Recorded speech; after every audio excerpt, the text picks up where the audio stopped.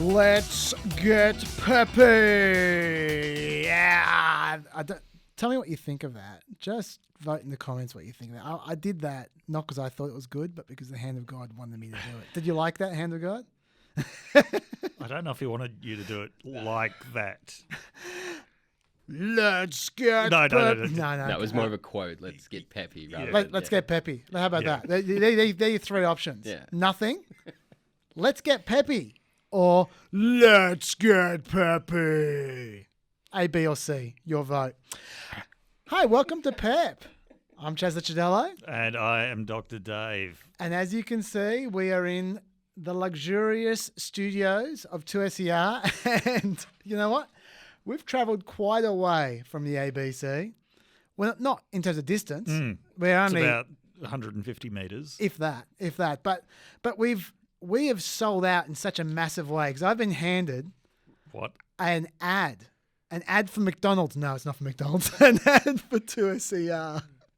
They've got a radiothon. They need to raise some money, and Okay, that's yes. fair enough because they're giving us this. They've room given for us free. a home. They're giving us a home for free when we were homeless. We were literally going to record a podcast in a gutter, and they've given us this home, and it is a community radio station. So I think, does your conscience allow this? Yes. Yeah, absolutely. Yes. Yeah, Good. yeah. Okay.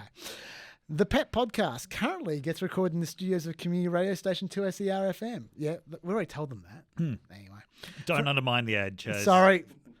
I'll put on my ad voice. Yeah. From October 19 to 31, 2SER is having its annual radiothon. 2 weeks of asking listeners for money.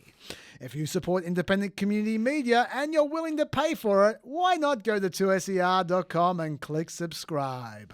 I'd like to pretend I learnt that voice at Triple M where we were for about 10 years, but they never actually booked an ad for us. Really? Because no one wanted to advertise in our afraid program. of what would happen. Exactly, because we just break all the rules. That's why, not because we were unpopular and rated like poo. Let's talk about American politics. Yes. And not advertising and filthy lucre. Why don't we start with, story the last day or two, Hunter Biden, which I spent 20 minutes talking about on the Friday show. So I'm all talked out, but I believe you have a thing or two to say about Well, yes. Okay. Let's start with the fact that there were 2 expected October surprises. Yes. Both of which fell through. Yeah, so unmasking. Yep. It was disclosed this week that had quietly ended.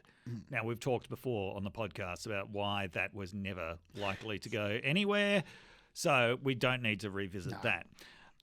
Also... By the way, before we move on, we should just, when you say quietly ended, we should make it clear that an attorney was placed in charge of that investigation to, roll out the indictments. Yes. To create the row of prisoners who the Obama and Biden in chains. Yes. Like they do in all the memes. Yes. But obviously John Bash, who was the U.S. attorney, found nothing, and Barr's office not only didn't want to announce that, they didn't even want to announce any kind of finding or report or anything at all. Yeah, it just disappeared. So that's interesting. That's off the table. They're going. And it had been known for weeks that the Durham report, the investigation into the origins of the Mueller investigation, was not going to produce anything before the election, and indeed probably isn't going to produce anything. There's one more as well. Don't forget Hillary's emails.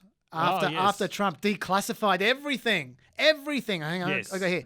I have fully authorized the total declassification of any and all documents pertaining to the single greatest political crime in American history, the Russian hoax. Likewise, the Hillary Clinton email scandal.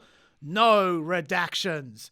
And I'm not sure if you heard, but I was mentioning on the Wednesday podcast that the funny thing about this, the punchline. Hang on, there was a Wednesday podcast? There was. Okay. You pay so much attention. Who are you talking to? I was talking to Felicity Ruby, who's Julian Assange's mate. Oh, okay. Yeah. Anyway. Oh, okay. You should listen to it. You're probably not. It was an intellectual feast. Okay. Well done. That's what I want to hear. Now I don't need to listen to it. That is the Robert Bork Okay, quote. so... But what I said on Wednesday was that the punchline of that declassification was BuzzFeed immediately used that to go to court to try and get the Mueller report. I saw that, yes. And then, unfortunately, the Trump administration had to argue that, quote, the president's statements on Twitter did not declassify any information. No. So, yeah. Oh, dear. Anyway. Yeah, but so we've lost three October surprises. Yeah. And so they turn to the fourth stringer. Do you know the terrible movie Rudy about an undersized reserve at with Samwise Gamgee from Lord of the Rings? Yes, a University of Notre Dame, who he tries for years and years to get a spot on the football team, never does. But then in the last game of the season, all of the other players start chanting, Rudy, Rudy, Rudy, Rudy. And out he comes and sacks the quarterback. It's such a load of shit.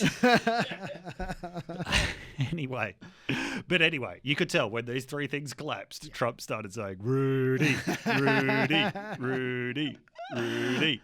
So out comes Rudy Giuliani. Yes. Who resembles Junior Soprano in his advanced decline more and more every day. To be fair, yes, he looks a lot better now than he did when he dyed his hair red about 6 months ago. Oh, my God. I'd suppressed that. Okay, so, if I can continue.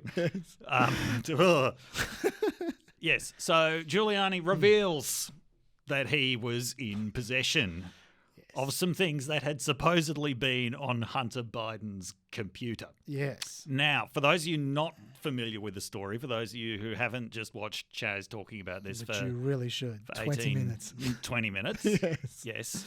So the owner of a Delaware computer shop, a Trump-supporting owner of a Delaware computer shop, says someone, he couldn't see who because he's blind, but someone brought in this 3 laptops. Yeah.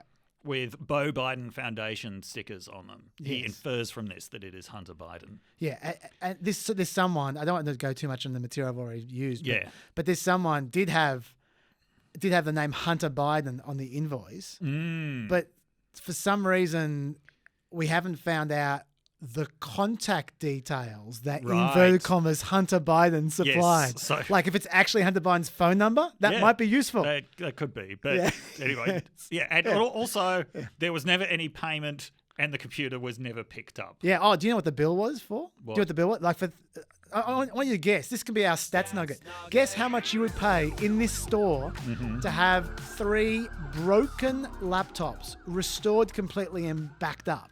How much would you expect to pay? Have to be at least $1,500. $85. Whoa. Nothing sus about that. Okay, so anyway, so obviously this all sounds legit. Yes. Now, according to metadata on the documents that were eventually posted by the New York Post, they posted PDFs of emails that were created substantially before Rudy Giuliani says he came into possession of them. Yes. So apparently the computer repair... August 2019. Yeah. So the computer repairman who said confusingly that he made a copy of the hard drive, he must have actually, if there's any truth to this story at all, he must have gone looking for the emails, found them, made these PDFs, handed them over to Rudy.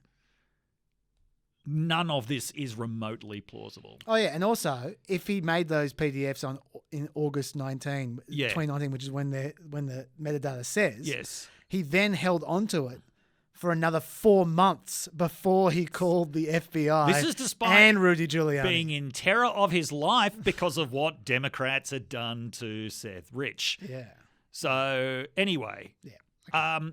So Rudy has this, holds on to it for 8 months. Through the impeachment. It doesn't say a word during the impeachment. Because, Rudy is he's so taciturn. He's the kind of guy who's going to really sit on information when he's got it.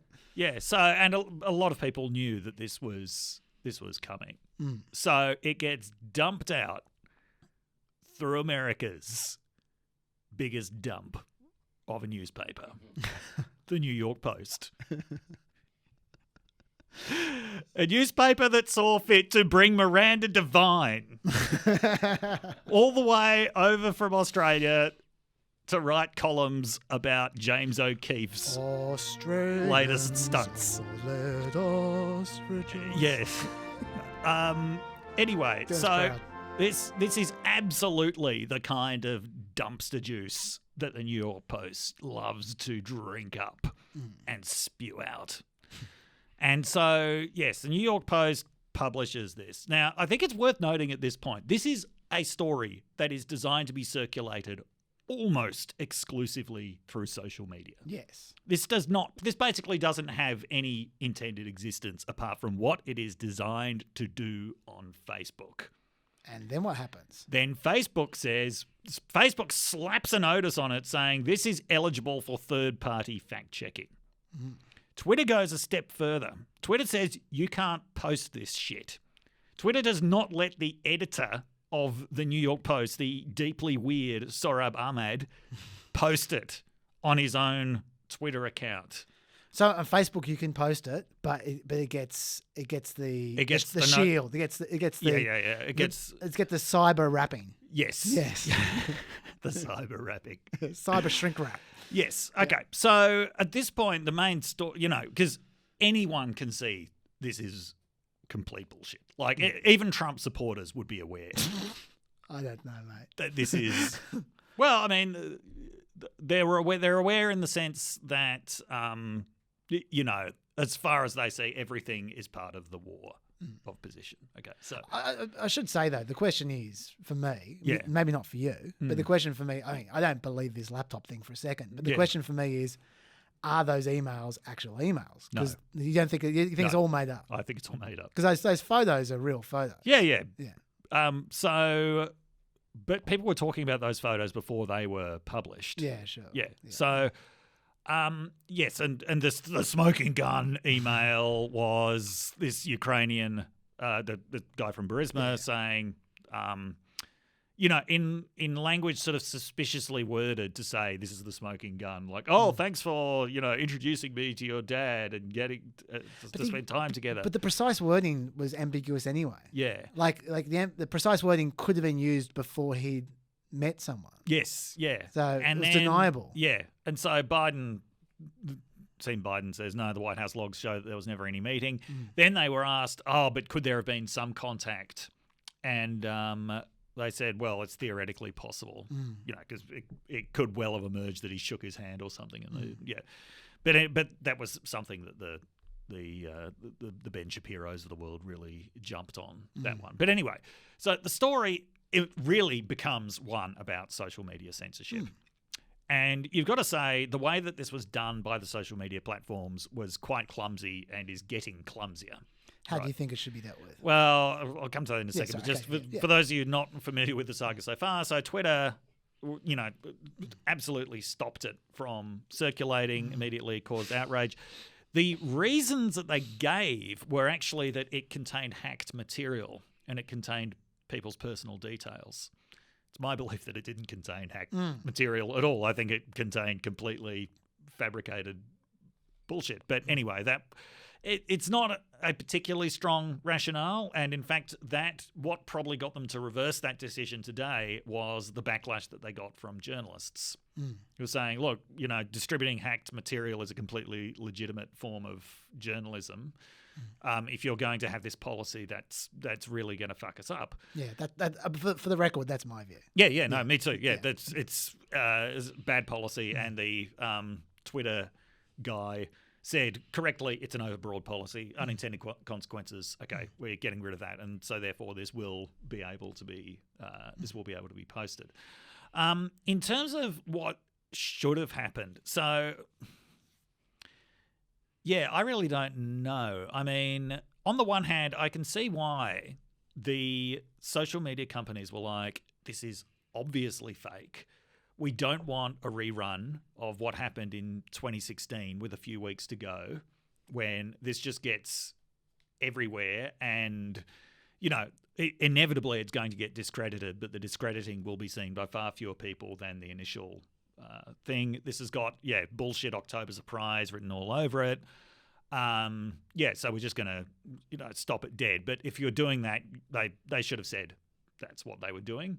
I reckon they would have been in their rights to do so. Well, they are in their rights to do so. Well, they're the ones who own the platform. And in the response, there was a lot of denial about the nature of what these companies are. Which is these companies, they can control the information. They often pretend that they can't when it's convenient to them. But yeah, they absolutely can. And one of the frightening things that it exposes is how completely dependent a lot of media organisations are on social media. Like, where would half of Murdoch's properties be without social media at this point? And the Cayman Islands. Yeah. Yes. I mean, even less profitable than they already are. So,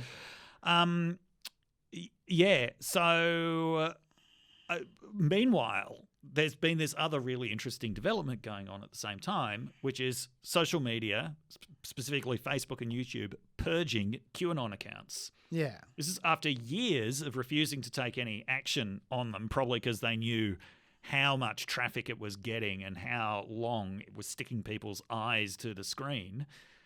Facebook is now actually undergoing what has been a surprisingly thorough purge of QAnon. But also, it's not just, I think, about traffic. It's also about QAnon is a hard phenomenon to come up with policies about because there's a broad range of people. People doing fanfic is not very far from some kinds of QAnon. Absolutely not. Yeah. And they said representatives of QAnon. And it's like, okay. I mean, it's like representatives of Antifa. Like, it's, I mean, I think someone said Q is the only representative of QAnon. So there have been mixed reports about how effective this is. A lot of people I follow on Twitter who are like counter-extremism monitors were like, holy shit, like they actually they got 90% of them in the first night of the groups that they were monitoring. Now, the groups that they were monitoring is not necessarily the exhaustive sample. Also, what is inevitably going to happen is that they're going to pop up elsewhere using different names, different configurations. Save the Children was originally a campaign hashtag designed in anticipation of a move like this, which would allow, migrations to other things that people already knew were there. Certainly Gab and Parler have been trying to take trying to take advantage of this, issuing mass invitations to QAnon refugees. They're welcome to come over to their platforms. But what's interesting about that, and to some extent the sort of semi-censorship of New York Post, is it shows when they are motivated for whatever reason, these social media platforms can actually be quite effective in terms of what they keep off it. And I think that's a bigger story than anything. And as I say, it's hard for me to take a sort of normative position on this because there's just a sense that that's what it is. That we can't be deluded about what we're actually dealing with here. These are not public utilities. They're, we ultimately have given collectively a huge amount of control to these platforms, and we might hope that they use that responsibly. But in the end, it's and the other thing about these companies is how few people are really in very high level decision making positions. Like, it really is, it's Zuckerberg's call a lot of the time. It is something we should think about though, because this is not the end of the development of the internet. No. Like, in 10 years' time, there is likely to be completely different companies that are even bigger. Yes. And so it would behoove us to try and think of how we regulate the next ones, if at all. Yeah. Because it's very tempting to think this is the end of the development, but it's not. Yeah. It's There was one theory, by the way, that this part of this was a little jab specifically at Murdoch because of the fact that in Australia, News Corp has campaigned for Facebook and Twitter to pay money that would go to support Australian media, including the ABC. What a great idea. So there was some sort of speculation. This was a little bit of punishment. They should contribute to the 2SER radio. They should. They should. I'm going to. Yeah. Yeah. This is where I say I will. Here you go, mate. Yes. There you go. By the way, can we talk about the other QAnon story? Yeah, go for it. Yes. Yes. So, I did not watch the dueling town halls. No, I was making the show. Today, I was working towards a deadline. There are some things I will break a deadline for. There are other things I will not. And dueling town halls is one of them. But I did catch up on the fact that Donald Trump was asked repeatedly by the moderator, Sarah Guthrie, who seems to have really worked him over. This seems to be the review online because NBC was copping a lot of shit for putting this event on at all. It did look like the latest in a long line of NBC Trump promotions stretching all the way back from 2004. But Sarah Guthrie actually really worked him over and repeatedly asked him if he would denounce QAnon. Trump repeatedly said he didn't know what it was, then revealed he knew exactly what it was because he said, all I know is they're people who fight pedophilia very, very hard. They do fight hard. Okay, so yeah, that is an endorsement. As with so many Trump things, that is not a dog whistle, it's a train whistle. There are only so many times someone can be asked about an organisation and say, I don't know anything about that organisation. What's that, like the fourth, fifth time Trump's been asked about QAnon? Yeah, given that the FBI considers them a terrorist threat. Given he constantly tweets from people who are part of that group. Yes. Yes. Yeah, absolutely. Speaking of tweets, did you talk about the tweet of the Falconer? Did you see this? Yeah. I didn't know about the tweet, but I know that you're talking about the Obama conspiracy theory. Yes. We didn't talk about that. No. Okay. Sorry. Right. Sorry to divert. No. So Trump basically endorses QAnon. We'll come back to that because I'm just conscious of bit of you, bit of me, bit of you. Otherwise, you're just going to sit there for the last half an hour saying nothing. So we'll come back to the Falconer. Okay, you could just hold firm. What I would say, just quickly before I move on to my area, is that what I'm finding interesting though is like I don't know what the answer is with Facebook and these kinds of stories. Yes. Right. I'm not saying I have a solution, but what I am saying is that the difference between this one. Yes. And the emails on the laptop at the end of 2016 was not that Facebook cracked down on or Twitter cracked down on the New York Post because it got out. Everyone knew about it anyway. Yeah. The difference is we were wiser because of the end of 2016. Yes. That's the difference. Like the market evolves extremely rapidly with politics and the internet where you don't get away with something twice. And as soon as it happens, anything like that happens again, everyone goes, oh yeah, it's just like that. Yeah. And so I don't know, like that it's every time there's an outrage or every time there's a complete fuck up, it's the vaccine for the next incident. Yes, yeah. And so I don't know how you deal with it other than that. But because there's always going to be another way to exploit people's ignorance. But I do think that I think that's the key, essentially. By taking the actions that they did, even though they weren't real censorship, it did just make sure that everyone knew the story is the lack of credibility. Sure. Yeah. I would just say that the credulous way in which the media dealt with the Comey, email on the laptop back in 2016, that did not happen again. Yes. And they are very, very, very conscious of not doing that again. Yes. Anyway, let's talk Supreme Court. That's obviously a big story of the week. That's obviously something which I have taken. Yes.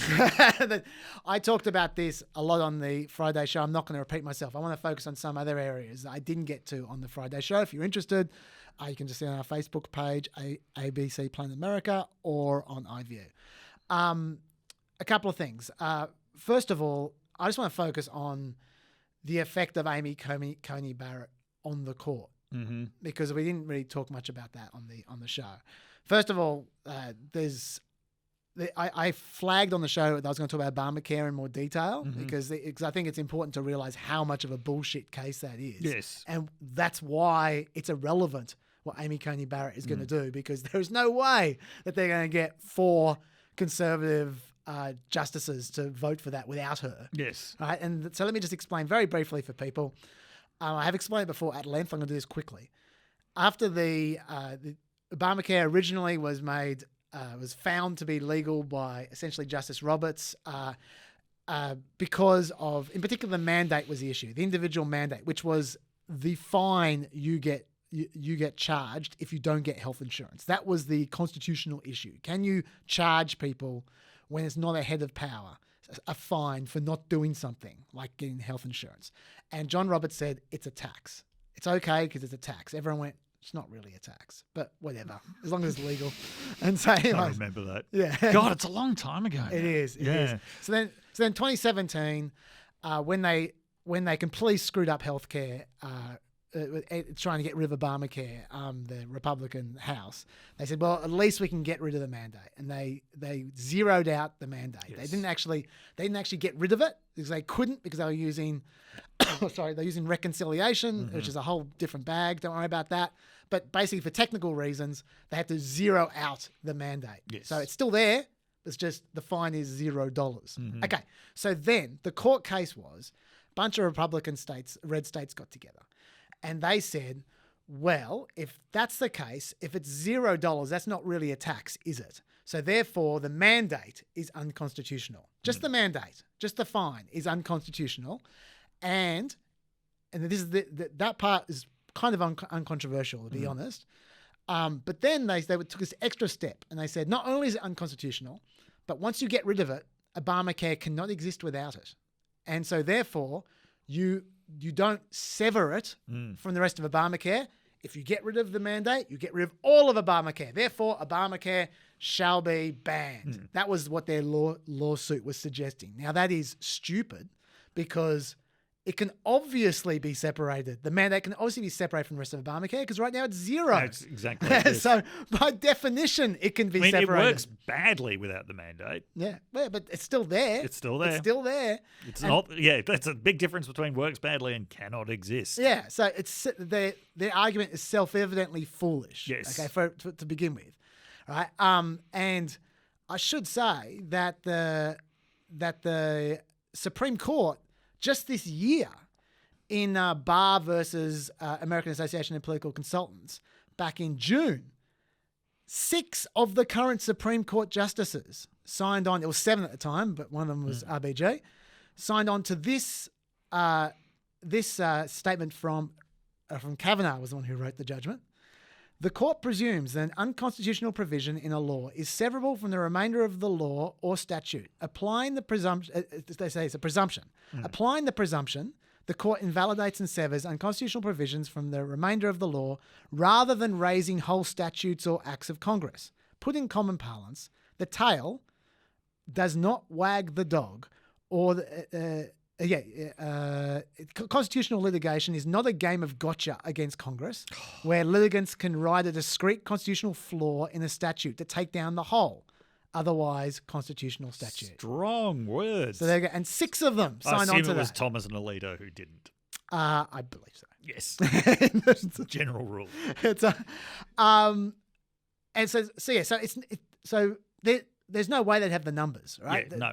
But then on top of that, why is it even in the Supreme Court? Let me tell you why. The Fifth Circuit Court of Appeals heard the original appeal, and they said, mandate unconstitutional? Tick. Completely unconstitutional, no problems. Not severable from the rest of healthcare? That makes no sense. We'll send that back down to the original court to reevaluate that. In other words, no. Right? And it was about to go back down to the lower court, when the Democrats, the lefties who were fighting, said, no, send it to the Supreme Court. We're appealing. We want to go to the Supreme Court. And then the Supreme Court said, yeah, okay, we'll listen to it. So it's actually not the Republicans who are trying to push the Supreme Court. Love your whiny lefty voice. No. Based on experience. It's the lefties. It's the lefties pushing up the Supreme Court because they think they're going to win. Yeah. So that's the only reason it's there in the first place. And then finally, like I said on the show, about to be Justice Barrett actually did a mock trial on this 2 months ago. And she found against it. She said it was clearly severable. So there's not a lot of mystery there. So forget the Obamacare thing, okay? Her being appointed has nothing to do with Obamacare being invalidated. No one thinks seriously that it's going to be invalidated by this lawsuit. Maybe by some other lawsuit one day, but not by this one, okay? So forget that. All right, honestly, it needs to be replaced with something better anyway. Well, certainly Biden has plans to improve it at the very least. Yeah, I know. They'll get rid of it eventually. Confident. Yeah. Yeah. Okay. The next thing is in terms of her effect on the law. A lot of people are talking about the election, the role on the election. If there's a close contest in the election. Now, by the way, I think more and more you're right about if it comes down to the court, it'll be a Pennsylvania case. This is what I think. Yes. I actually talked on the show today as well about the fact that the court case, which I think is going to happen, is becoming closer and closer to happening. Right. Which is, I don't know, I'm sure I've even mentioned it on this show, on this podcast. But essentially, what I think the court case is going to be is there are states, which one of them is Pennsylvania, another one is Nevada, where they accept late ballots. Yes. And normally that's fine. They're postmarked they're postmarked when they are sent, and so you just only accept them if they're postmarked before election day. Yes. No problems. Except for there's a whole class of mail which isn't postmarked, which is business class, which is prepaid, which is the one that a lot of these people send out. Yes. Right. And for elections, they're supposed to postmark election mail, but they often don't. Right? And so you have a situation where in Pennsylvania and Nevada, they are presuming anything without a postmark was sent at the right time, sent beforehand. Right. So what that means is you could theoretically look at if it's a close election. Yeah. Send one. Say it says in the margin of 1,000. You could send 1,001 ballots the day after you you find that out, and they will count them. 1,001 ballots. The worst ever Disney movie. No, you mean the best ever. And they would have to presume that they were sent beforehand. So obviously you can see the potential for a court case there. Yes. Anyway, that's drawing closer, and I just flagged that. By the way, there was a great Disney cartoon in 1942 called A New Spirit, which features Donald Duck doing his taxes. I highly recommend it. That sounds like It's so good.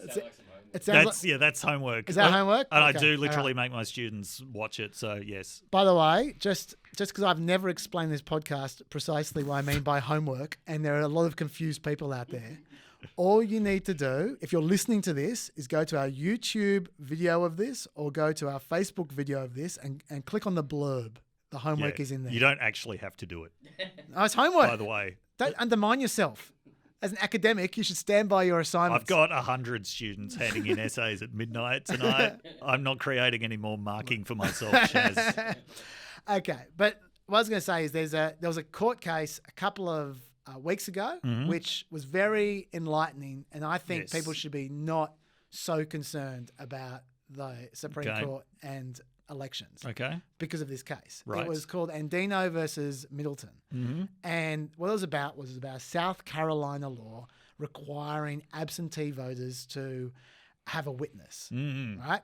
Now, because of COVID, it was blocked, that rule by a lower court. They said, this is too onerous because of COVID.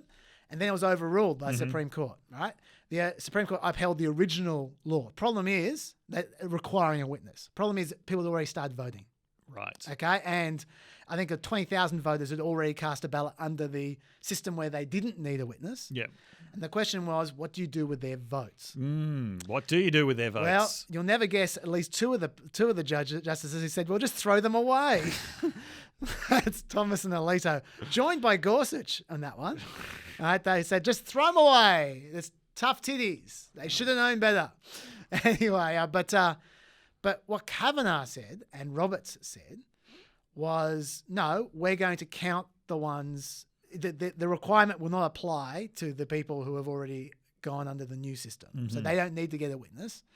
And Kavanaugh's logic was, he said, The Constitution principally entrusts the safety and the health of the people to the politically accountable officials of the states.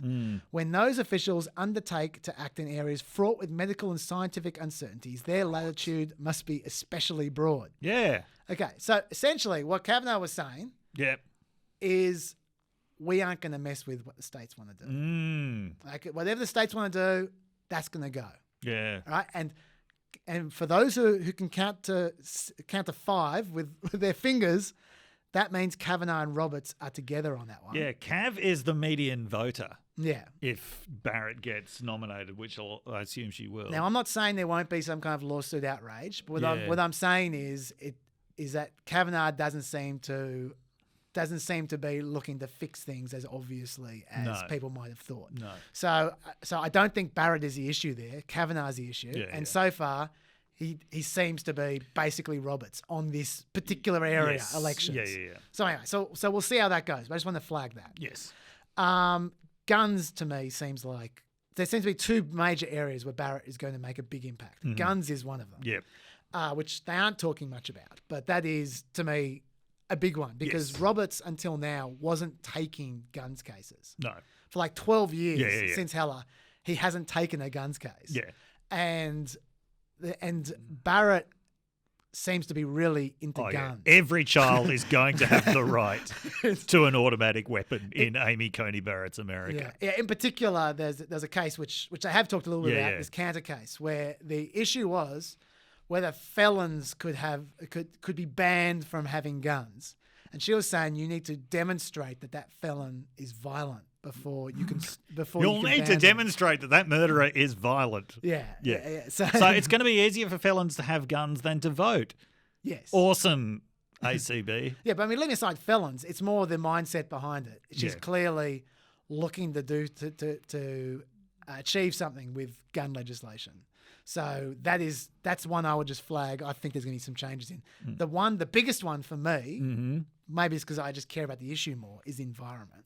Okay. And that is, I think this is the hidden concern, and that is because I have talked about this before on the show. Chevron deference, which is it's the concept that when you have a very complicated piece of a complicated issue where it's impossible to legislate everything because there's so much nuance and so many different little bits and pieces. You say, okay, we as a Congress are going to legislate what we want to happen in spirit, and then we'll let the agencies implement it with the latest information, the latest technology, the latest solutions, which will be changing constantly every few months, right? This is a big deal for something like healthcare, which is just way too complicated to legislate properly. Yes. And this is a big deal for the environment, where the information changes all the time. It's looking like with Barrett, they've got the numbers now to destroy that concept. Yeah. And they do seem to want to destroy that concept. They do. They totally do. Yeah. And what that will mean is they're not going to make environmental laws unconstitutional. What they're going to say is, if you want to pass if you want something to happen environmentally, have an environmental regulation, you need to legislate it. Yes. So, in other words, if the Republicans are opposed to it, Democrats need to hold both the House and the Senate and have gotten rid of the filibuster in order to do anything about the environment. And when they do, they need to make it stick until the next time they are in government, because it will not be updated. Yeah. Because if agencies try to update it, it'll be found to be unconstitutional. That is essentially the death knell of environmental legislation in any serious sense in the medium term. So that to me is so for example, Massachusetts versus EPA from 2007 is what they use to change the Clean Air Act to make it about global warming. Yes. They've never legislated about global warming like the Congress. They've just legislated about pollution.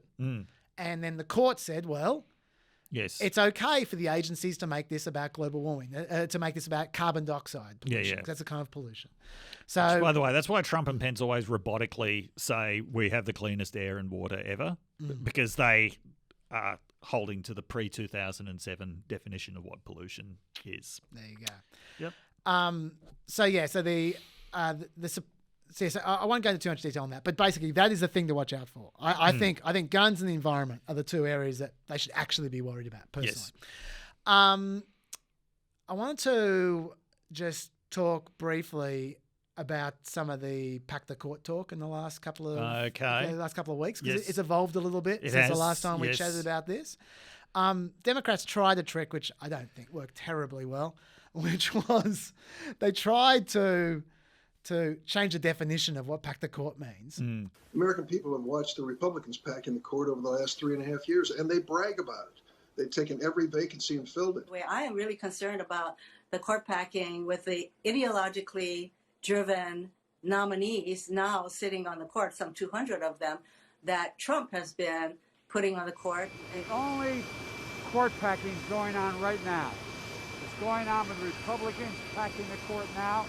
It's not constitutional what they're doing.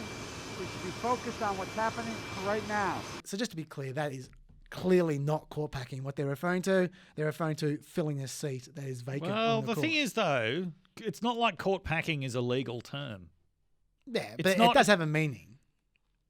Does it? It was invented as a political propaganda term. Sure, but it was invented as a political propaganda term 70 years ago, and it's had exactly the same meaning since then. And language never changes. Do you reckon that's evolving language, do you? Well, look, what I'm saying is it's a contested term. It's not some term with a precise legal meaning. I suspect that it actually hasn't been as stable as you're saying it has.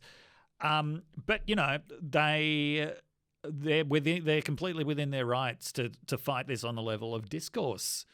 I like they came up with depoliticize the court as a, you know, rebalance the court. A bit of a joke, but you know, but packing the court, it's a term that's loaded against them. To me, packing sounds It sounds less precise than expanding. Expanding sounds like the most sort of neutral. That's fine. Yeah. And they should say expanding the court. I just don't think they should. I like depoliticizing. Sure, they can say depoliticizing the court if they want. I just find it strange. It was deeply unsuccessful to just try to change the definition of what they're talking about. Politicians do this all the time, right? Trump tries to change the name of coronavirus to China virus. That's true. It fails. That is true. I had an Ngram look at that today. Yeah. Searches for China virus spiked in February, then were like in the toilet by the end of February. By the way, as an aside, Mazie Hirono was also insinuating that Trump's judges were generally low quality judges, and at least it's only most of them, really. No. This is one we would disagree. Okay, he's got some real humdingers. I haven't looked into them. Okay, no, he's got some real humdingers. There's no doubt about that. Yeah. But in terms of numbers, okay, we can dispute the method by which you measure quality. Mm-hmm. But at the moment, the measure they use is the ABA, which is generally leans left anyway. What? Have you actually been endorsed by the Bar Association? I mean, are you allowed to practice the law? No. Are you called well qualified by their assessment? So I was going to say that's a fucking low bar. No, that's a very low bar. Are you legally allowed? No. They do ratings of judges. Okay. Every time someone's nominated. They do ratings? Yeah, they do ratings. Whether you're qualified, well qualified, whatever, right? And I can tell you that out of the circuit, I've got the stats here, out of the Circuit Court of Appeals judges nominated by the judges, by the presidents, Obama tops the list with 80% of his nominees well qualified. Mm-hmm. Trump's second, 77%. Yeah. 75% Clinton and Carter, 69% W, 62% Pappy. So 62%? Yeah. Oh, wow. Yeah, so there you go. Now, that's not because Trump's a fine pick. It's because he's the Federalist Society. Yeah, he's outsourced to the Federalist Society. But speaking of judicial quality, so I didn't know until I saw Indrani's comment on Facebook that ACB has only been on the bench for 3 years. Yeah. She went on the bench when she was confirmed. I agree with Indrani. She doesn't actually seem qualified for the mighty Supreme Court. You know, this is not that, but that's. I don't want to. I mean, more qualified than Harriet Myers was, sure. I don't argue with Indrani when she's not here. But what I would say, I mean, look. Personally, I hate the system as it currently exists. Yeah. I hate the fact it encourages them getting fetuses on the Supreme Court. It's ridiculous that there's a 48-year-old on the Supreme Court. I don't understand why you can't have a 60-year-old and have some kind of experience. I know why they don't. It's because they're a ridiculous system. But I don't want to see any 48-year-olds or 3 years, whatever. But I was saying, for someone who's only been on the court for 3 years, she's reasonably well qualified. But I prefer to have no one who's been... But all I'm saying is that she's not the only one who's done that. We need to get the 48-year-olds out of the court, the 87-year-olds out of the Senate. Everyone has to be 57. There you go. Now, what I was going to say is Eleanor Kagan wasn't a judge at all. Okay. So, and she's done pretty well. She's probably the next Chief Justice. There you go. But you know what Eleanor Kagan could do? What's that? Actually name the 5 freedoms protected by the First Amendment, which Barrett could not do. Fucking hell, my students can do that. Well, I mean, at least I tell them what they are. That's fair. I don't know if they... But it's freedom of religion. Yes, very good. Freedom of speech. Yep. Freedom of the press. Freedom of assembly. And freedom to petition for the redress of grievances. And the right to party. 6. That's the Beastie Boys amendment. Anyway. Yes. But what I was going to say, I was going to say with the attempts to try and win the packing the court argument, the polling. I just got to tell you the polling. Yeah. This is according to YouGov. Yes. 21% approval of court packing, 35% amongst Democrats, 13% amongst independents. So it's not going real well. No. But, that's why you don't call it court packing. You say what the other side's doing is court packing. Change the name. I'm all in favour of changing the name. I'm just saying don't change the meaning of the original thing. That's all I'm saying. Anyway, it doesn't matter. But obviously the polling is going to make a big difference to whether they get the numbers eventually. Anyway, I've been arguing with people on the Facebook page about the fact that I'm saying they're never going to get the numbers. I will admit because I can't see Joe Manchin, for instance, ever agreeing to court packing. I'm struggling to see Kirsten Sinema agreeing, John Hickenlooper. I can keep on going. But the point is that they are totally going to be the Mo, Curley and Larry of the Senate. Yeah, they will. Yeah, Manchin, Sinema and Hickenlooper. Having said that, I was surprised to see Steve Bullock open to packing the court. Yeah. In Montana. Right, what he said, so I might be wrong on this. What he said was, quote, "We have to figure out ways to make it less political." This is your depoliticization. Yes. So Good I'm open Steve. to that. And that's anything from a judicial stands commissioner or look at any other thing that might be suggested, including adding justices. No, so I'm not surprised. That actually is in line with sort of Montana clean government populism.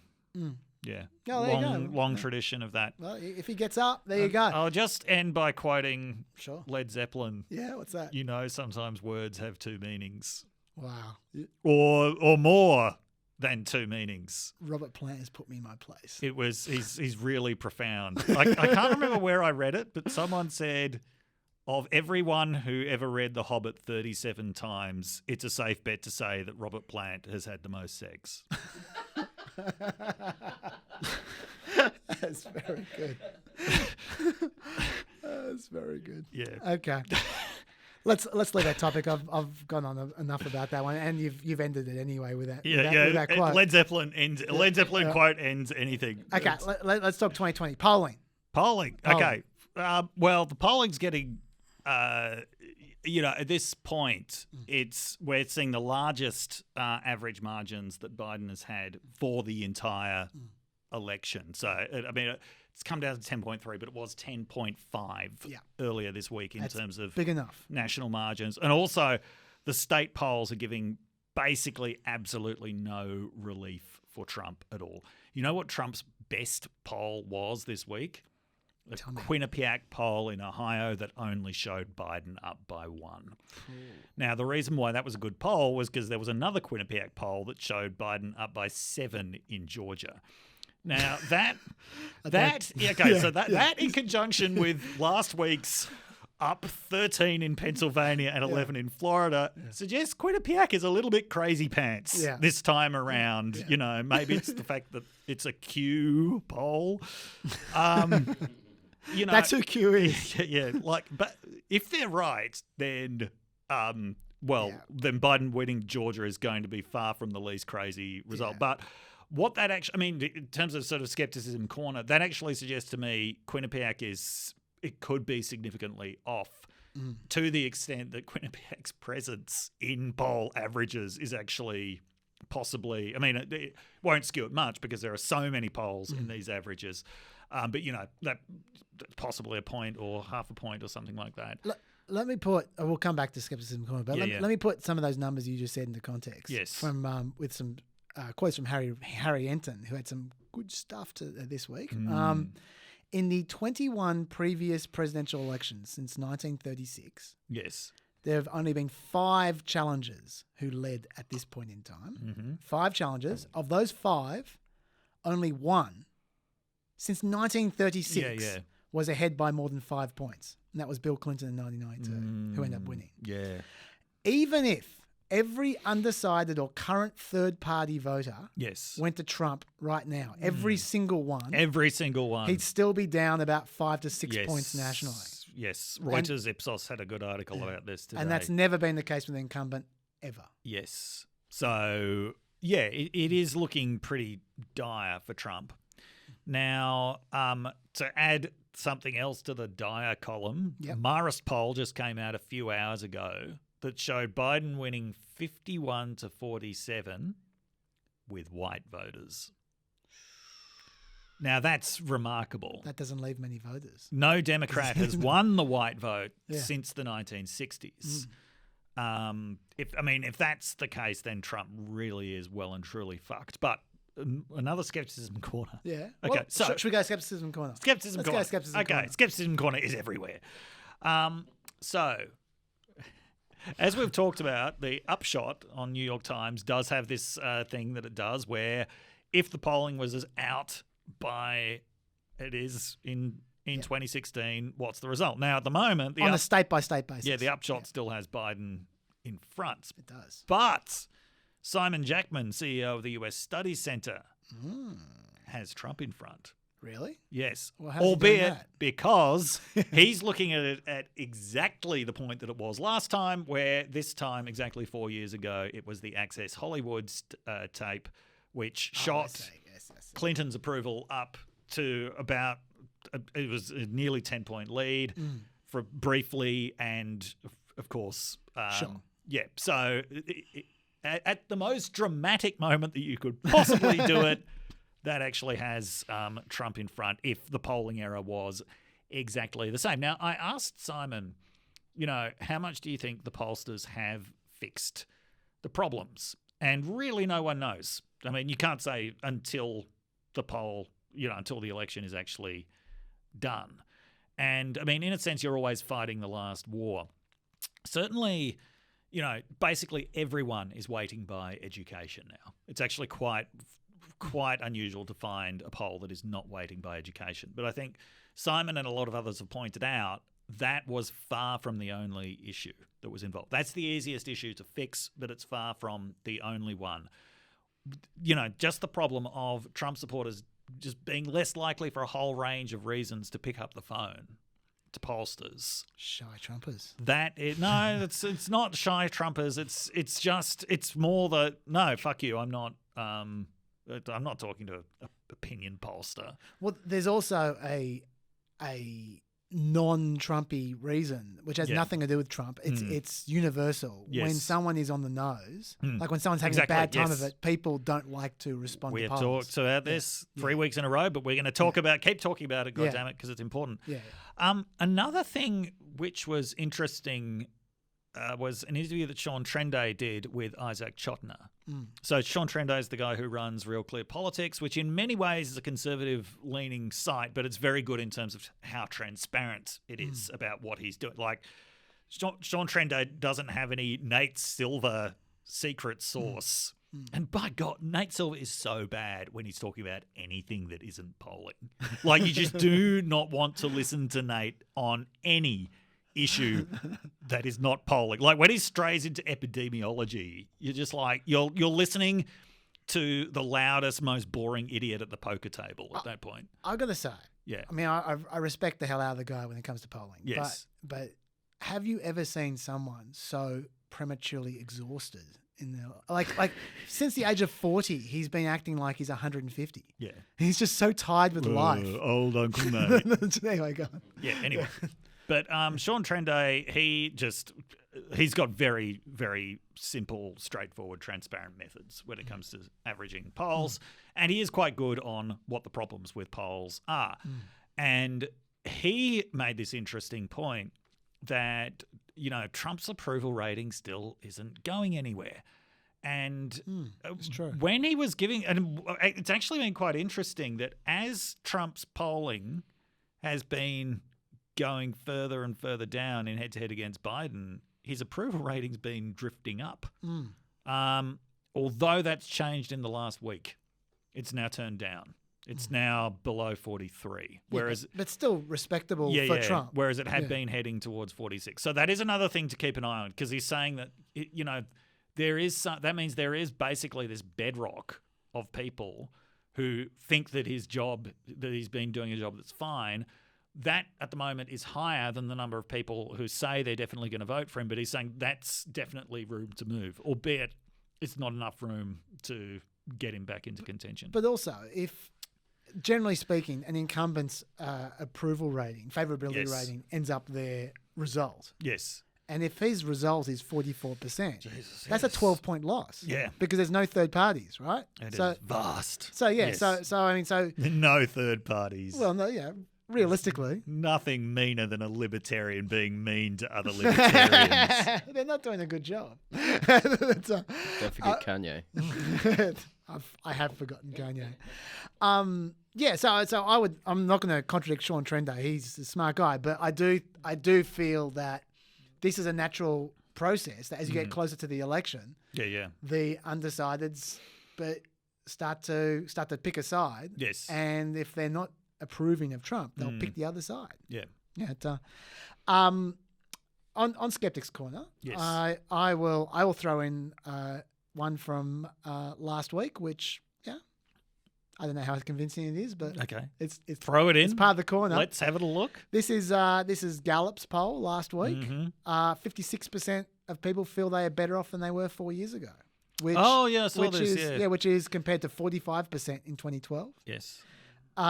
Just before W was re-elected in 2004, it was 47%. So that's actually an objectively high number. Yeah. Before Reagan won in 84, 44% said they were better off. But what percentage said they thought the country was better off? I don't know. 38%. Okay, you were ready for that one. So, well, you know what that tells us? It tells us something about who is actually answering these polls. Yes, it does. Okay, so we know the top half of the country in terms of wealth and income has had an economic recovery. Top half of the country is back to where it was at the start of the pandemic. Stock market is back to where it was at the start of the pandemic. For half the country, they are back to where they were economically. And I think that's what's and this is a notorious problem with polls, with all forms of political participation, is it does tend to be the wealthier and more educated who get involved. So I think it's quite telling that, yes, you do have 56% of them saying they're better off than they were before, but on the other hand, they can see what condition the country is actually in. That gap is where Biden could win. That's fair. Yeah. I can't figure out if this is impressive confidence or this is political malpractice. I'll let you judge.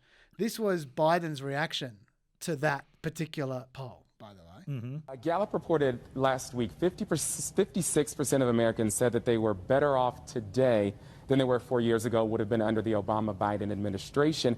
So why should people who feel that they are better off today under the Trump administration vote for you? Well, if they think that, they probably shouldn't. Saying that to 56% of people that they probably shouldn't vote for you. No, you're saying that's not 56% of people, but it was an interesting response. As I said, I don't know if where was that? That was in Ohio, I think, from memory. Yeah, it was just a news station in a museum or something. Anyway, I found that an interesting response. Yes. Well, do you remember at the start of the pandemic, Biden was asked about Trump's approval level rising, as every leaders did at the start of the pandemic. Biden's like, yeah, man, I hope it rises further. I hope he does a good job. And it rises further. Yeah. It's still different to telling people to vote for him instead of yeah. But anyway, it was a good Biden, by the way. That's a great Biden. It wasn't as good as his Bernie, but it was a good Biden. Yeah. You've been practicing that, haven't you, Dave? No. No, I don't believe it. And one more thing in skeptics. This is not a skeptics corner. This is about a skeptics corner thing. I always talk about the ground game. I just saw some interesting stats which I thought I'd bring to the party. I did mention on the Wednesday show that Trump has 307 field officers to Biden's 0. Yes. 49 of them are in Wisconsin, 44 in Florida, and 42 in Pennsylvania. But this is the thing I found interesting. Yes. There was a political scientist, Josh Dar, who wrote an article in the department. He's from the Department of Political Science at Louisiana State University. Oh, great! That's a very good department. Yeah. And he wrote an article on Mistress of Faction. Mistress of Faction is a great site. It is a good site. I'll put a link in the homework. Now you know what the homework is. Yep. Just put that in there. He said, by his calculations, field officers are worth an average gain of 400 to 500 votes per county within office. So it's not really that massive. Yeah. It's one of those things important in a very close election. Yeah. In a 2016. Yeah. Yeah. And he also pointed out that whenever people talk about these numbers, they don't mention the fact that Biden has 109 supply centers that distribute yard signs, literature, all the stuff that field officers often do. And he also made the point that while Trump's operation is obviously bigger than 0, which is Biden's operation, it's a lot smaller than previous Democrats' operations, which didn't win them elections. Yes. Like Clinton, for instance. But anyway, I'll tell you what I want to bring to the table here. When we talk about polling. Oh, actually, very quickly on polling. Yes. I'll just make two points which I thought were really interesting about how Biden is doing this. First of all, he's doing it with men. All right? And what am I saying? What am I saying now? I'm not saying what I sound like I'm saying. I'm saying something completely different. He's winning through men. We talk a lot about the fact that that female votes are through the roof for Democrats, right? Yeah. But if you compare at least the Brookings Institute an analysis of Pew's figures from 2016 to today, and let me give you the comparisons. Yeah. In 2016, black women are unanimous in their support for both in 2016 and now. Yeah. But Biden's doing 6 points better than Clinton did amongst black men. Yeah. Amongst white women, Biden's doing 3 points better. Amongst white men, Biden's doing 10 points better. Amongst white working class women, Biden is doing 1 point better. Amongst white working class men, Biden's doing 10 points better. Yeah. Overall, it's 49% of men for Biden, 41% for Hillary. Yeah. So that combined improvement in white voters and male voters is. Yeah. And sorry? Yeah, I mean, you can see how potentially lethal that is. Yeah. And the interesting thing, because I'm going to create a postulation at the end of this. An interesting thing, and I'm not sure that's English. An interesting thing is that college-educated people don't show the same pattern. Biden supports 11 points higher amongst college-educated women. Yes. And it's 14 points higher amongst college-educated men, which is more, but only just more. So I look at that and I say, look at all the non-college-educated people. There's a big difference in men, but college-educated, not so much. And I wonder if that might be a sign of sexism. I think that's a pretty clear sign of sexism. Yeah. I think that people like to throw the term around, but that's evidence. I think that's a very reasonable inference So, to make from that. I just thought that was interesting. I am running out of time. Are you? You are too. I need to go at 6. You are too. Okay. All right. Okay. We reveal to them when we're recording this. Let me just finish this one other thing, and then I'll throw it to you to anything else you want to say, and then Hannah Guide will jump in. Okay. And that is one other thing that Biden is doing, another inference, another postulation, if that is a word. I think it is. Well, it can be. It can be. It is a word. I looked it up. Thank you very much. Yeah. I'm not a prescriptivist. Thanks. And that is that, once again, Pew. Yes. Biden leads amongst 2016 third-party voters 49% to 26%. He leads amongst those who didn't vote in 2016, 54% to 38%.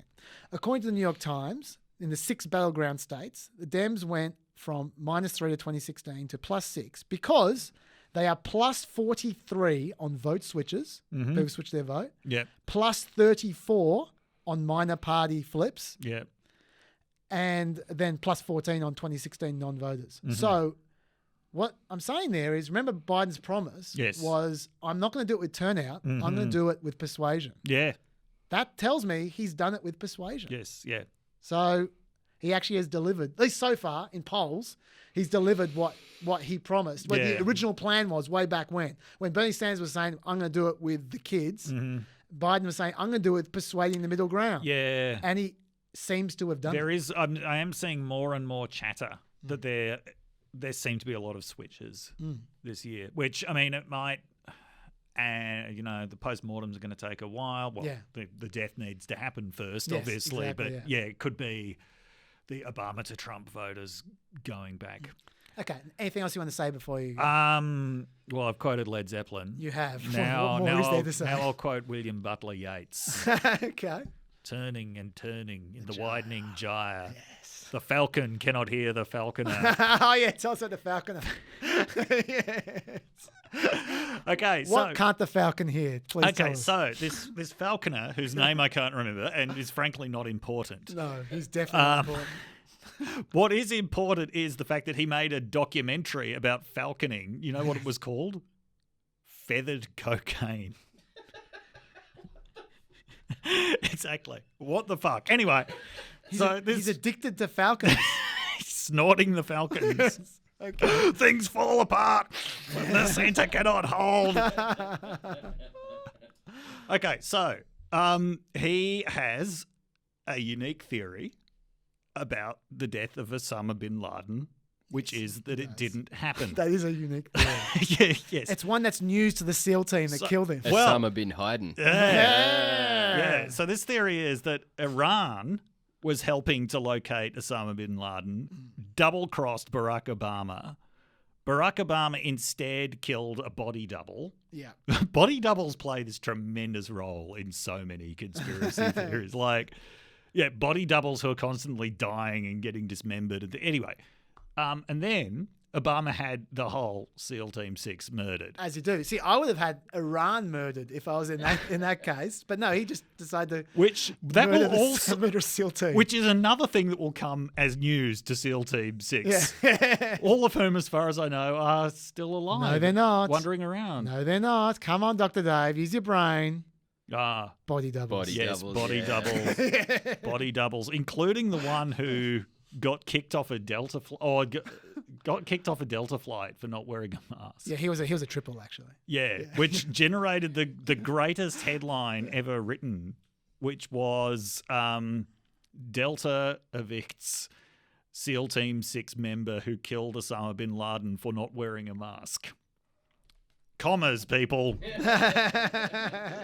Sometimes you do need to use them. And on that linguistic note, Beautiful. I have got to exit before a blood-dimmed tide is loosed upon the world. You're loving the Yates. Yeah. Okay. I've got to go and slouch off towards Bethlehem to be born. Doing it in style. See you, Dave. Enjoy. We're not finished though. You and me, viewer, listener, we've got a date with Hand of God. Oh my God, I talk loudly into that microphone. My ears are ringing. See you, Dr. Dave. Yeah. See you, Dave. Okay, I'll try not to keep you here too long, listeners and Hand of God, but there's just a lot more to say. What do you got? Tell you what I got. I want to talk to you about. You're going to enjoy this. Is it Jacob Wall? This is not Jacob Wall. The Hand of God's obsessed with like 3 things. One of them is Robert Bork saying it's an intellectual feast. Yes. Another is Jacob Wall, who we don't feature nearly enough on this podcast for his taste. But and my third is that my ideal 2020 presidential candidate was John Delaney's head with the name Hickenlooper. That's right. Yeah. That's right. He loves the names Delaney and Hickenlooper. Yeah. No, I don't like the name Delaney. I like he has a head that suits the name Hickenlooper. Yeah, he looks like one of those characters in King of the Hill, I feel. John Delaney. Good call. Yeah. Anyway, I want to talk to you about one of my favorites. Not quite up to your Jacob Wall. I want to talk to you about the miraculous Cal Cunningham. Oh, yes. And the reason I want to tell you about it, I've talked about Cal Cunningham a little bit, both on the show and here, about him having the lamest of all affairs, which was he's caught with these text messages to someone who wasn't his wife, someone who was also married. This woman, Arlene Guzman Todd, and he told her things like she told him, the only thing I want on my to-do list is you. It's like an 80s pop song. And Cunningham said, that sounds so hot and so fun. He also wrote, would make my day to roll over and kiss you about now. And he also called her historically sexy. So the most damaging thing, without a doubt, of that scandal is the lameness of his repartee. He may lose a Senate seat, but he's going to gain a contract with Mills and Boone. There is no doubt. Anyway, a few days after that, Guzman Todd admitted that they were intimate. That's another Mills and Boone word there, intimate. In July, and Cal Cunningham were like this. This is a quote from the news article, which she later characterized as weird. The time they were intimate, she characterized that as weird. Hot. Anyway, he probably kept on talking. That was why. Anyway, and there's also a second allegation of Cal Cunningham of another affair, according to a friend on Facebook. You can trust that. Anyway, this all came to a head when Cal Cunningham avoided the press, as you would when you're in the middle of a sex scandal, and you're like 4 points up in your Senate race, right? In the conservative place like North Carolina. He's trying to avoid the press. He finally allowed some questions at the end of a presentation with some other candidate. He allowed them 12 minutes, and it was just ugly. An ugly 12 minutes. I will play you the summary of this. It's from a Republican attack outfit, but man, they didn't make up these clips. Okay, so this is a little highlight reel of the 12 minutes that Cal Cunningham enjoyed with the press. Are there any other allegations of extramarital affairs that you think are going to surface? And do you think you owe voters more of an explanation than you've offered so far if you're asking for their vote? Brian, look, we've heard from no less than Senator Tillis himself that this is what he wants to talk about. He wants to talk about this. Now, with all due respect, you did not answer Brian's question. Are there more women? Let me be very clear. I'm hearing from North Carolinians that are telling me in no uncertain terms that they want their Senate candidate talking about the issues like those that we're talking about right here today. I'm not hearing you saying that there aren't other women. And I'm wondering whether that is going to be a distraction if you do end up going to Washington. Is this going to be something that we're going to be hearing about for months and months? Or is this chapter over? Laura, again, let me thank you for your question. Let me just be clear that I have taken responsibility for the hurt that I've caused in my personal life. I've apologized for it. You have spent millions of dollars on TV ads telling people about your own personal story. So aren't your recent personal activities fair game for the public to review while judging your candidacy? Anyway, it went on and on and on. Brutal. And so why am I bringing this up? Well, as I mentioned on the show, North Carolina is critical to the Democrats getting either a 50-50 Senate or a 51-49 Senate at best. Without North Carolina, it makes things so much tougher. So this could be massive for the Democrats. And Cal Cunningham is a bit of a miracle man because I got some polling for you. According to WRAL, which is the local radio station, he was 47-40 4 weeks ago, and now He is 49-39. His polling has gone up. Gone up. Let's break that down a little. Women, not so keen. They've gone from 54-30 to 54-37. He hasn't lost any support, but he's gained some negatives, right? Men, they've gone from 11 points down between Cunningham and his opponent to 2 points up. That's the dirty dog bounce. That's the dirty dog bounce, 13 points. Over 65s, not so impressed. They've gone from 49-41 up to 44-50 down. 18 to 49s, think he's a legend. Oh, yeah. He's gone from 8 points up to 20 points up in the latest poll. 18 to 49s. Now, in the WRAL poll, 20% said they'd be much more likely to support Tillis because of Cunningham's infidelity. But 60% said it was none of their business and it wouldn't matter to their vote, which was interesting. Monmouth, they've also, this is not just a one-off. Monmouth, they also found Cunningham's lead increasing from 47-45 to 49-44. So only a little bit, but that's still a little bit of increase. There's still dirty dog bounce. His favourability went down from 34 to 22, down to 25 to 33. So a little bit underwater there. But just 14% told Monmouth that Cunningham's behaviour is disqualifying. Probably a lot of them were Republicans. While 51% says between him and his family. So, look, I got to say, I think it's amazing that they're so mature about it. And I think it's good because it's kind of irrelevant to a politician. I mean, it's not good that the world's worst romance novelist is maybe about to become a senator. But and he is, as you say, a dirty dog. But at the same time, I think it's good for people to be mature about these things. Now, where you draw the line, like where you go, okay, he's a pedophile, none of my business. He's a murderer, none of my business. Like where you draw the line, it can become interesting. But I like, this is a very lame scandal. Really. Like, he cheated on his wife once. I mean, not that matters, whether it's once or twice or three times, but whatever. It seems to be once, unless the other women come out, and he's sent out some incredibly embarrassing text, which he'll be humiliated by for the rest of his life. But anyway, but that's interesting. So the Dems may not lose that one. But we'll see. Isn't that outrageous? Like, it's funny. Like, yeah, it is. I want to talk about mail-in voting as well, just briefly. I want to... Oh, God. So, okay. All right. And that is, I want to tell you a very brief story about... now, do you remember me talking about California ballot harvesting? I know it's one of my favorite topics, but it's a pretty... Sadly, no. No, yeah, it's okay. Well, let me explain for you and for the listeners. This is one of my favorite topics, but at the same time, it's pretty technical. Peppers. Yeah, for the peppers. For the peppers. For the peppers. Are you going to get peppy right now? Let's get peppy. It's growing on them.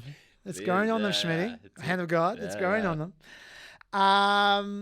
Yeah, okay. Ballot harvest. Basically, California, since 2018, has had a rule where anyone can ask anyone to return their ballot for them if they don't want to do it themselves.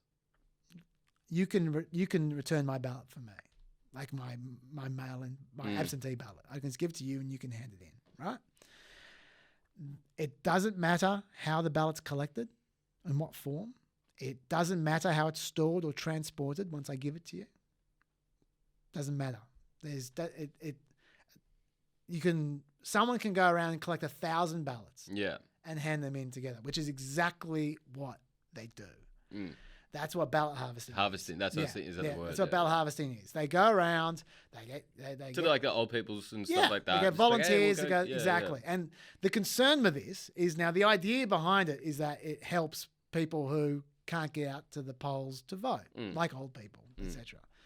The concern about it is that it really opens the door for abuse. Like, where you can get some uni students to just lean on some old people, and go, hey, how about you fill that out? Oh, have you heard how great the Democrats are? Maybe you should fill that. They can pressure them. They can pressure them. Or if they want to commit fraud and basically get the old people's ballot and fill it out for themselves.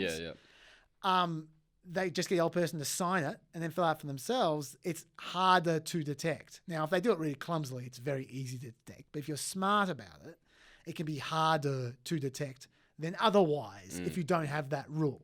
That's the concern, right? I personally have always hated ballot harvesting because I think this rule is too easy to dodge. I'm not so concerned about it because it's California and the Democrats win all the time anyway. But if this was in a purple state, I'd be very, very, very concerned. And I think in the long term, they should stop doing that. What they should do, I think, if they want to allow people to collect for other people, they should have some limits. That's family members or you can nominate a friend or something like that. It should be just some limit. You shouldn't be able to go around and collect 10 million ballots. It's the same as like picking up your post. Like, you write down someone's name. Like, it's totally. Someone like it's not just some random thing. Or at least there should be some regulations and the method by which it could be. Anyway, sure. I've never liked this law. The Republicans really have the shits with it as well because they say voter fraud, voter fraud, voter fraud. And in this case, I don't know if there is voter fraud, but I understand why there's doubt. And so I would, I agree with them having the shits with this particular law. Republicans are trying a new tack.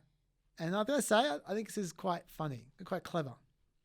The Republicans have created a whole bunch of fake ballot boxes, which they write on them called official drop boxes. Yeah. And they've put them in churches and stuff, gun stores, all the areas where you would only find Republicans. Yeah. Very intentionally. Right? And they're taking lots of photos and they're posing for them and they're like all over social media.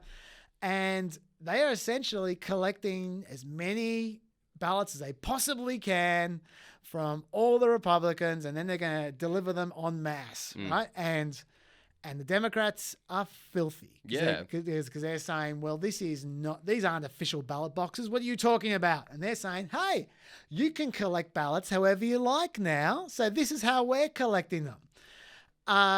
In fact, they actually call it their ballot harvesting program. They're very, very, very open about what they're doing. They are trolling the Democrats. They're not going to win the election doing this, and they know that. They're just trying to annoy them. And personally, I think it's a good way to annoy them. And I say good luck to them to try and get them to change that bloody law. Because I'm all about making it easier to vote. But you've got to have some kind of sensible regulations, I feel. And I think that California has gone too far off the deep end in that regard. Sure. One more thought for you. For me? For you and for the listeners. Peppers. And for the peppers. So, I'm going to tease. I wanted to talk with Dave about the Great Barrington Declaration. I want to say a bit more about that, but I'll do that next week. So I'll tease that next week.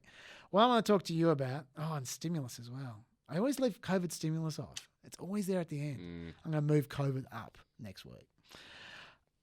Well, yeah. That's up. That's up. Yeah, that is up. Let them know. You let them know.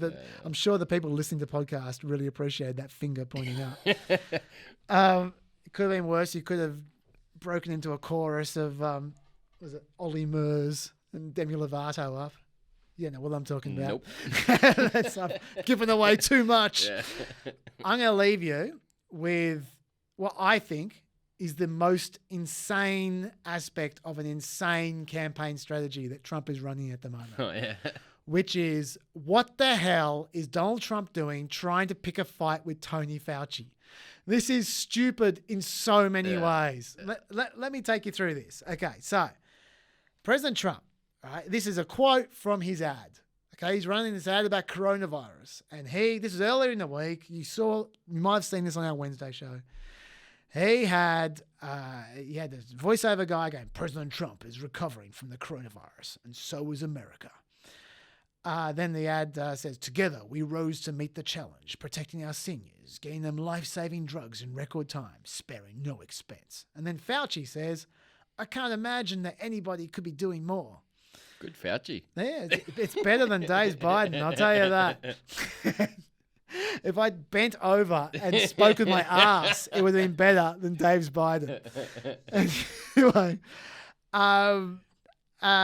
now, Fauci wasn't talking about Trump then. He was talking about himself. He was talking about himself. Yeah. He was talking about himself and his team and them going out, doing as much as they can to get the message out about coronavirus and what you should do. So Fauci, now why he tried to politicize a bureaucrat, I don't know, because clearly, I know because Trump doesn't care about propriety of that kind of stuff. But you're not supposed to politicize bureaucrats. Fauci is meant to be non-partisan, right? Isn't Bill Barr supposed to be non-partisan? Well, he's supposed to be, but yes, that is true. That is true. But having said that, he's at least a political appointee. Sure. Fauci's not a political appointee. He's just a pure bureaucrat. Right? So he's supposed to be there across administration. He has been there for 30 years. And so, so he's supposed to not be spoilt for when the next Democrats are there. So he shouldn't be endorsing people, right? He especially shouldn't be endorsing people when you're lying about him endorsing you. Yeah, it's outrageous. And then when the person complains, which Tony Fauci did, first thing he did was, that's the reason you don't do it as well, because of course Tony Fauci is going to just go on air like he does 1,000 times a day and say, I didn't really say that, which he did. He went on air and said it loud and clear that wasn't his endorsement and he disapproved of it. And then Trump tried to start a slaying contest with him, which is, Trump, this is what he tweeted out. Actually, Tony's pitching arm is far more accurate than his prognostications. He didn't write this tweet. Prognostications. No problem. No masks. WHO no longer likes lockdowns. Just came out against. Trump was right. We saved 2 million USA lives. Now, that's a bit of a stream of consciousness there. It's a bit of beat poetry. But let me take you through the ways that is a dumb tweet. Okay, I've got 8 ways. Number 1, it makes the whole thing a much bigger story. You really don't want this to be a big story. This is not a winning story for you. So that you took your own staff out of context and to try and create an endorsement that does not exist. Number 2, Fauci's extremely popular. Oh, yeah. He's the most popular person in that administration. Sure. He is the worst person you should take on. You're not going to win in a popularity contest between you and Fauci. You will only lose. 3, and also he gets way more media coverage. He's the only person who gets more media coverage than Donald Trump. It's such a bad idea taking him on. 3, Fauci is the only person, literally the only person giving his administration any credibility on coronavirus, which happens to be the number 1 issue in the election, which happens to be Trump's weakest issue. So why you would try to compromise the only person keeping your numbers above 20 on coronavirus, I have no idea. It's about killing the golden goose. This is how important he is. NBC, before his town hall today, Donald Trump, only let him do it on the condition that Dr. Fauci sign off that Trump was non-contagious. Trump has a doctor to do that. They don't want to know what Dr. Connolly has to say. They only want to know what Dr. Fauci has to say. That's how trusted he is in the community. Don't fuck with Fauci, right? Number 4, it draws attention to the fact that Trump is completely unreliable about coronavirus. He's lying about coronavirus in the ad. The whole problem with him is that he's been lying about coronavirus. So that's a bad idea. Number 5, how did he start that tweet? Actually, Tony's pitching arm is far more accurate than his prognostications. Who the hell remembers Tony Fauci's baseball pitch? I do. I'm sure you do. You're into that one as well. That was like, 3 months ago? Like, people have moved on. Like, he just makes these little references, these Fox News references, and thinks everyone picks it up. Number 6, saying Trump was right about, okay, so he says, WHO no longer likes lockdowns, just came out against, which they didn't come out against lockdowns, but they said it should be a last resort. Anyway, Trump was right, he says. But so he's now saying that he was right all along. We shouldn't have had a lockdown. His whole defense about coronavirus is that he was behind the lockdown, that he saved all these lives. Remember? Yeah. That's what he keeps on saying. So was he for it or was he against it? Make up your mind, mate. It's crazy. And then the very next sentence is, we saved 2 million lives. Why? Because of the lockdown. That's his logic. His logic at the moment. Now, he didn't save 2 million lives. That was the case where they do absolutely nothing. It was a model which way overestimates everything in my particular view. But he could get away with saying we saved 2 million lives if he said it was because of our lockdown. But he just one sentence earlier said he was against the lockdown. Very confusing, right? And then the most unforgivable element of all, he referred to himself in the third person. Stop doing that, Trump. Right. Trump was right. Anyway, so that's 8 reasons why that is the stupidest strategy. And if you do you know what my take on that is? What's that? Cal Cunningham should write his tweets. That is a great take. Cal Cunningham, professional tweeter. That is a great idea. It would make things a lot more sexy. It would make them historically sexy. That's what it would make them. Actually, I got point 9 for you. This is the idiocy of taking on Fauci. It's spawned super PAC ads that are just about defending Fauci. Nothing else. What the hell? Here, look at this. Look at this. I'm Olivia Troy. I worked on the coronavirus task force from day one, side by side with Dr. Anthony Fauci. I witnessed Donald Trump and senior White House officials routinely sideline and discredit Dr. Fauci, both privately and publicly. And now, the Trump campaign is twisting Dr. Fauci's words in a campaign ad for their own political gain. It's gross and upsetting, and typical of a White House that has no regard for the truth. For Donald Trump, it's always about him. For Dr. Fauci, it's always been about serving the American people. Join me as a Republican and former Trump administration staffer who is voting for Joe Biden. Is that what you're looking for, Trump? Is that the result you were looking for when you tweeted like an idiot? Yeah. It was the most baffling tweet of a baffling strategy I've ever but the whole seen. thing, it's so funny because like the whole thing is like, Fauci's like, just keep me out of this. And then now they got like super PAC ads defending him. He's like, no, this is not what I want. I know. It's incredible. Anyway, okay, so I'll talk more about COVID next week. I like that this is not going to apply next week, so I'll just say it now. There is a wave happening at the moment.